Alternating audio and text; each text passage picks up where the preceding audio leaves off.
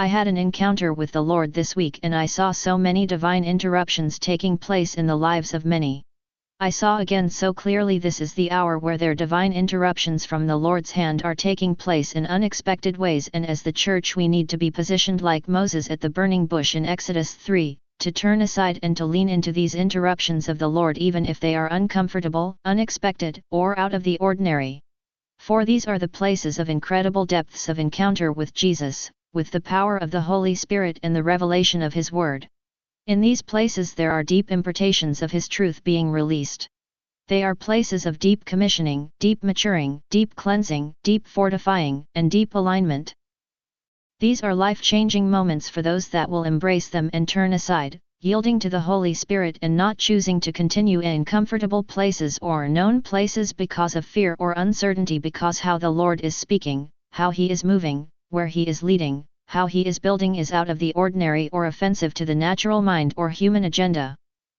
This is a time of significant commissioning, birthing and arising for those that are yielded.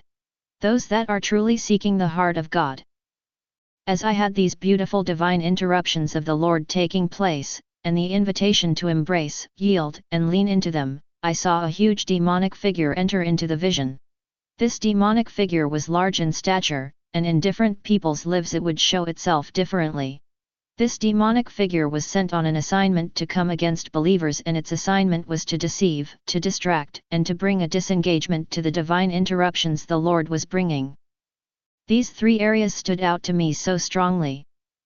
1. Deception. 2. Distraction. 3. Slumber. This demonic figure was on assignment to cause such a slumber over many to not recognize the importance of the hour we are in. It was coming on assignment to cause distractions, so there would be so much double vision and so much opposition to hinder God's people from deep places of encounter with the Lord and what the Lord is saying and partnering with the wisdom and blueprint of God, and there was an overall feeling of slumber that was coming with this assignment of the enemy to cause many to feel like they just want to sleep. The atmosphere around many with this slumber almost shouted, "It's too hard. Stay asleep. The cost is too high. The path is too hard, the change is too much." It was such a level of luring from the enemy to stay asleep and remain in the comfortable. There are a few areas where a battle with slumber is taking place in the church right now.